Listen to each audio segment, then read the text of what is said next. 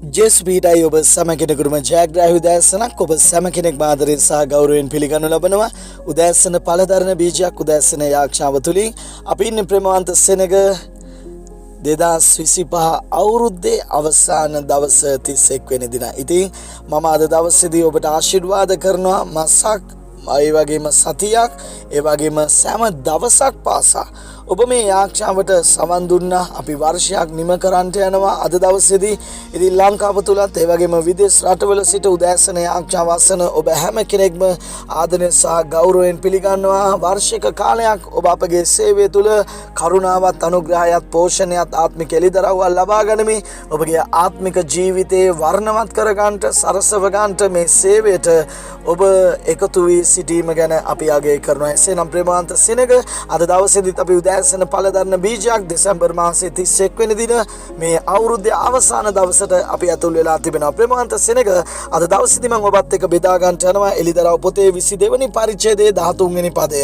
එළිදරව් පොතේ 22 වෙනි පරිච්ඡේදයේ 13 වෙනි පදයේ මෙන්න මෙලෙස සුද්ධ ලියවිල්ල සඳහන් කරනවා. මම අල්ප සහ ඔමේගා පළවෙනියා සහ අන්තිමයාය පටන් ගැනීම සහ කෙලවරය කියලා. ප්‍රේමවන්ත සෙනග මේ වචනේ තාමත් වැදගත් මේ දවසේදී ඔබ දකින්න එක. මොකද උන්වහන්සේ නැතුව ආරම්භයක් නැහැ, උන්වහන්සේ නැතුව අවසානයක් නැහැ. ඔබ දන්නවද මේ 31 වෙනිදා වර්ෂයේ නිමා වෙන දවසේදී මේ දවස සහ දෙවියන් වහන්සේගේ ස්වභාවය අතර ලොකු සම්බන්ධතාවයක් තිබෙනවා. ඒ තමයි උන්වහන්සේ වචනේ කියනවා උන්වහන්සේ අල්ෆා සහ ඔමේගා කියලා.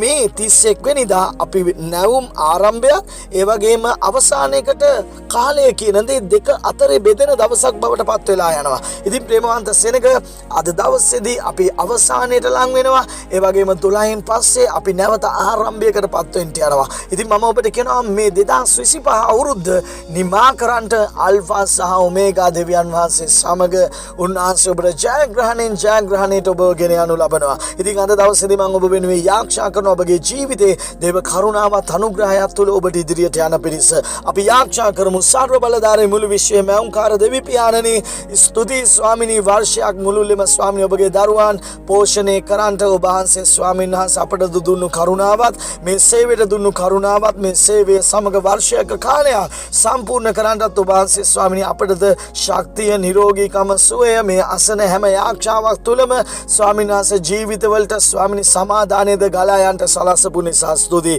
මෙන්න පියාණනි ඔබගේ බලවත් හස්තය තුළ මේ වර්ෂය මුළුල්ලේ ඔබ වහන්සේ අපේ ජීවිතේ කරා වූ කුඩා දේද මහත් දේද විශාල දේද ස්වාමිනී සියල්ල අපි ඔබ ඉදිරියේ ස්වාමීන් වහන්සේ යටපත් කරනවා. සියල්ලේ ගෞරවය අපි ඔබ වහන්සේට දෙනවා. සියලු නාමයන් වලට වඩා උසස් වූ නාමය ඔබ වහන්සේට දී තිබෙන නිසා පියාණනි අද දවසේදී ස්වාමිනී මේ ආක්ෂාව යම් දරුවෙක් පළවෙනි වතාවට අහනවද පියාණනි ඔවුන්ගේ ජීවිතවල දේව ප්‍රේමය ස්වාමීන් වහන්සේගේ කරුණාව අනුග්‍රහය ගැලවීමේ ප්‍රීතිය යේසුස් වහන්සේගේ නාමයෙන් ඔවුන්ගේ ජීවිතවලට අතුල් වෙන පිණිස අපි ආක්ෂා කරන රෝගයෙන් පස්යෙන් වේදනාවෙන් කඳුලේ ඔවුන්ගේ ජීවිත පොරබදන සෑම අයිතුකමක්ම අයිතිවාසිකමක්ම විය ගහක්ම යේසුස් වහන්සේගේ නාමයෙන් අද දවසේදී අපි කඩා දමා උන්ට ආශිර්වාද කරනවා. කිසිම දවසක අසමන් නොවන්නා වූ යේසුස් ක්‍රිස්තුස් වහන්සේගේම බලවන්ත උතුම් වූ නාමයෙන් ආමේන්.